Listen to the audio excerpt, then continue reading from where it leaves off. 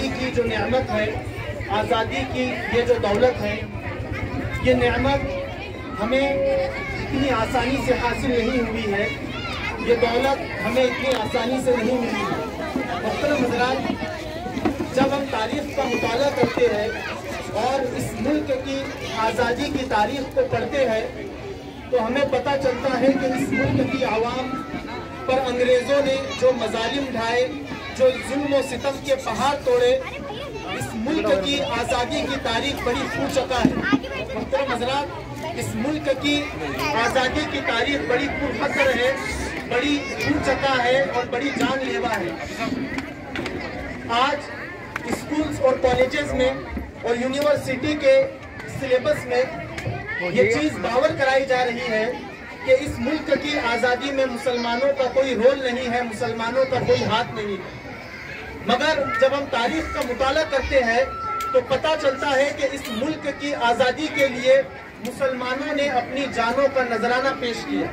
محترم حضرات، ہمارے علماء نے، ہمارے صلحاء نے اور ہمارے قائدین نے اس ملک کی آزادی کے لیے اپنی جانوں کا نذرانہ پیش کیا۔ جب اس ملک کی تاریخ بتائی جاتی ہے تو اکثر ایک غلطی کر دیتے ہیں مورخین کہ اس ملک کی تاریخ 100 سال پرانی ہے، حالانکہ اس ملک کی تاریخ تقریباً 200 سال سے زائد پرانی ہے۔ محترم حضرات، اس ملک میں انگریزوں کے خلاف سب سے پہلے منظم اور مسلح جو محاذ آرائی کی تھی، اس کی شروعات مسلمانوں نے کی تھی۔ سب سے پہلے اکثر یہ بتایا جاتا ہے اور یہ پڑھایا جاتا ہے کہ اس ملک کی جنگ آزادی جو شروع ہوئی وہ 1857 سے شروع ہوئی۔ 1857 میں جو غدر ہوا، وہاں سے اس ملک کی آزادی کی جو ہے جنگ آزادی شروع ہوئی ہے، حالانکہ یہ بات سراسر غلط ہے۔ اس ملک میں انگریزوں کے خلاف مسلح اور منظم محاذ آرائی جو شروع ہوئی وہ 1754 میں شروع ہوئی۔ بنگال کے نواب علی وردی خان نے جب دیکھا کہ انگریزوں کی مقبولیت ہندوستان میں بڑھتی جا رہی ہے اور انگریز ایک کے بعد ایک علاقہ فتح کرتے جا رہے ہیں، تو نواب علی وردی خان نے 1754 میں سب سے پہلے مسلح اور منظم انداز میں انگریزوں کے خلاف محاذ آرائی کی۔ محترم حضرات، کلکتہ کے ڈائمنڈ ہاربر اور فورٹ ولیم کالج جو کہ انگریزوں کے مرکز تھے، انگریز وہاں پر بیٹھ کر پلاننگ کیا کرتے تھے کہ کس طریقے سے ہندوستان کو اپنے قبضے میں لیا جائے اور ہندوستان کے علاقوں کو فتح کیا جائے۔ 1754 میں جناب علی وردی خان نے فورٹ ولیم کالج اور ڈائمنڈ ہاربر کے انگریزوں کے اس مرکز پر حملہ کیا اور انگریزوں کو شکست سے دوچار کیا۔ مورخین لکھتے ہیں یہ ہندوستان میں انگریزوں کے خلاف پہلی مسلح اور منظم محاذ آرائی تھی۔ محترم حضرات، اس کے بعد 1757 میں 3 سال کے بعد نواب علی وردی خان کے نواسے جناب سراج الدولہ نے انگریزوں کے خلاف منظم اور مسلح جو ہے وہ محاذ آرائی کی اور انہوں نے انگریزوں سے جنگ کی اور انہیں شکست سے دوچار کرنے ہی والے تھے، مگر یہ ہماری قوم کی تاریخ جو ہے غداروں سے بھری پڑی ہے۔ تو انہی کے افسروں میں سے ایک افسر جس کا نام میر جعفر ہے، وہ میر جعفر نے غداری کی، غدا کی اور ان کے کچھ افسروں کو اور نوابوں کو جو ہے وہ اپنے ساتھ ملا کر ان کے خلاف بغاوت کر لی اور انگریزوں نے جو ہے وہ اپنے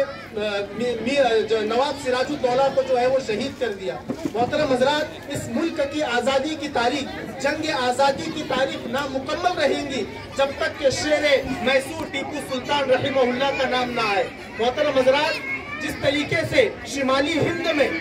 نواب سراج الدولہ اور نواب علی وردی خان نے انگریزوں کے خلاف مسلح و منظم محاذ آرائی کی، اسی طریقے سے جنوبی ہند میں شیر میسور ٹیپو سلطان علیہ الرحمہ نے جب دیکھا کہ انگریزوں کی مقبولیت میں دن بدن اضافہ ہو رہا ہے تو انہوں نے سب سے پہلے 1787 عیسوی میں انگریزوں کے خلاف جو ہے محاذ آرائی کی اور انگریزوں کو ایک بڑی ہی شکست سے دوچار کیا اور اس کے بعد 1799 میں انگریزوں نے ٹیپو سلطان علیہ الرحمہ سے بدلہ لینے کی ٹھانی، مگر اور جب وہ بدلہ لینے کے لیے آئے تو ٹیپو سلطان کے ایک قریبی افسر جس کا نام میر ساجد تھا، اس نے ٹیپو سلطان علیہ الرحمہ کے ساتھ غداری کی اور ٹیپو سلطان علیہ الرحمہ کو 1787 میں انگریزوں سے صلح اور معاہدہ کرنا پڑا، مگر پھر دوبارہ 1799 کے اندر انگریزوں کے ساتھ ٹیپو سلطان علیہ الرحمہ نے جنگ کی اور اس جنگ میں وہ شہید ہو گئے۔ محترم حضرات، ٹیپو سلطان علیہ الرحمہ نے جب دیکھا کہ انگریزوں کی مقبولیت بڑھتی جا رہی ہے تو انہوں نے جنوبی ہند کے نوابوں اور جاگیرداروں کو بلایا، ان سے ملاقاتیں کی اور انگریزوں کے خلاف تدبیریں کی، اور صرف اس پر نہیں رکے بلکہ اس وقت ترکی کے بادشاہ سلیم عثمانی سے انہوں نے خط و کتابت کی اور انگریزوں کے خلاف ان سے مدد طلب کی۔ محترم حضرات، جنگ آزادی میں مسلمانوں کا جو کردار ہے اسے ہم فراموش نہیں کر سکتے۔ آج اس بات کی کوشش کی جا رہی ہے اور یہ بات باور کرائی جا رہی ہے کہ اس ملک کی آزادی میں مسلمانوں کا کوئی کردار نہیں ہے، لہٰذا ضرورت ہے اس بات کی کہ ہم ہماری آنے والی نسلوں کو، ہمارے بچوں کو بتلائیں کہ اس ملک کی آزادی میں ہمارے آبا و اجداد نے اپنی جانوں کا نذرانہ پیش کیا، اس ملک کو آزاد کرانے میں ہمارے علماء اکرام نے اپنی جانوں کا نذرانہ پیش کیا۔ پٹنہ سے لے کر پشاور تک گرینڈ ٹرنک روڈ جو جاتا ہے، اس روڈ پر ایسا کوئی درخت نہیں تھا جس درخت پر ہمارے کسی عالم کی لاش نہ لٹکی ہو۔ محترم حضرات، اس ملک کی آزادی میں ہمارے علماء اور صلحاء نے بڑا اہم کردار ادا کیا ہے اور کئی تحریکیں اور تنظیمیں وجود میں آئی ہے۔ میں کچھ چیزیں بتلا کر اپنی بات کو ختم کروں گا۔ محترم حضرات، سب سے پہلی تحریک جو جنگ آزادی کے سلسلے میں ہمارے وجود میں آئی تھی وہ تھی ولی اللہ تحریک۔ شاہ ولی اللہ محدث دہلوی رحمۃ اللہ علیہ دہلی کے اندر علم حدیث کے بڑے ہی ماہر اور محدث تھے، ان کا حلقہ درس بہت بڑا تھا۔ انہوں نے سب سے پہلے 1803 میں جو ہے انگریزوں کے خلاف جہاد کا فتویٰ صادر کیا اور ان کے بیٹے شاہ عبد العزیز نے 1803 میں ہندوستان کو دارالحرب قرار دیا اور انگریزوں کے خلاف جو ہے وہ جہاد کا فتویٰ جاری کیا۔ یہ جہاد آزادی کی تاریخ ہے۔ محترم حضرات، اس کے بعد جو ہے حضرت مولانا محمود الحسن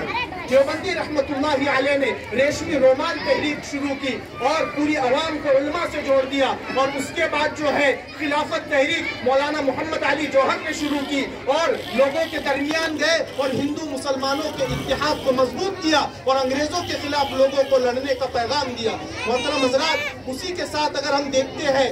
تو اہلیان صادق پور کا نام بھی ابھر کر ہمارے سامنے آتا ہے۔ پٹنہ کا ایک محلہ تھا جس کا نام تھا صادق پور۔ محترم حضرات،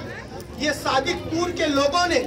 اس ملک کی آزادی میں جو قربانیاں پیش کی ہے وہ اگر پورے ملک کی قربانیاں ایک طرف اور پٹنہ کے اہلیان صادق پور کی قربانی ایک طرف، انہوں نے اس ملک کی آزادی میں بڑا اہم کردار ادا کیا ہے۔ اور یہ میں نہیں کہہ رہا ہوں بلکہ غیر مسلم مصنفین نے اس بات کا اعتراف کیا ہے۔ ڈاکٹر تارا چند جو کہ ایک غیر مسلم مورخ ہے، مصنف ہے، انہوں نے اپنی کتاب میں لکھا ہے کہ صادق پور کے مسلمانوں نے، صادق پور کے علماء نے، پٹنہ کے ایک محلے کے صادق پور کے مسلمانوں نے اس ملک کی آزادی میں جو کردار ادا کیا ہے وہ پورے ہندوستان کے مسلمانوں نے بھی وہ کردار ادا نہیں کیا۔ یہ ڈاکٹر تارا چند نے اپنی کتاب میں لکھا ہے۔ محترم حضرات، جب یہ ملک آزاد ہوا اور اس ملک کے پہلے وزیر اعظم پنڈت جواہر لال نہرو پٹنہ گئے تو پنڈت جواہر لال نہرو نے پٹنہ کے لوگوں کو خطاب کر کہا کہ پورے اس ملک کی آزادی میں پورے ہندوستان کے لوگوں کی قربانیاں ترازو کے ایک پلڑے میں رکھ دی جائے اور پٹنہ کے مسلمانوں کے محلے صادق پور کی قربانیاں ایک پلڑے میں رکھ دی جائے تو اہلیان صادق پور کا پلڑا جو ہے وہ بھاری پڑ جائے گا۔ محترم حضرات، ہم نے اس ملک کی آزادی میں بڑا ہی اہم کردار اور رول ادا کیا ہے، لیکن افسوس اس بات کا ہے کہ آج ہماری اسکولز میں، کالجز میں اور یونیورسٹیوں میں بچوں کو یہ پڑھایا جا رہا ہے کہ اس ملک کی آزادی میں، اس ملک کو آزاد کرانے میں مسلمانوں کا کوئی رول نہیں ہے، انہوں نے کوئی اہم کام انجام نہیں دیا ہے، اور وہ دھیرے دھیرے اس بات کی کوشش کر رہے ہیں کہ اس نصاب کو بدل دے، مگر हमें चाहिए कि हम हमारी नस्लों को, हम हमारी औलादों को इस मुल्क की तारीख बतलाए, उन्हें हम बतलाए कि हमने ये मुल्क अपने सरों को कटाकर हासिल किया है, हमने ये मुल्क अपनी जानों की कुर्बानी देकर हासिल की है, ताकि हमारी आने वाली नस्लें जो है इस मुल्क में इस एहसास के साथ जिए कि ये मुल्क हमारा है और हम इस मुल्क के मुअज़्ज़ज़ शहरी हैं। मोहतरम हज़रात, मैं आप हज़रात का ज़्यादा वक्त नहीं लूँगा। अब मैं हमारे इस प्रोग्राम के जो मेहमान खुसूसी थे मोहतरम मुख्तार शाह साहब, उनसे गुजारिश करूँगा कि वो आज के इस प्रोग्राम की मुनासिबत से अपने कुछ ख्यालात का इज़हार फरमाएं।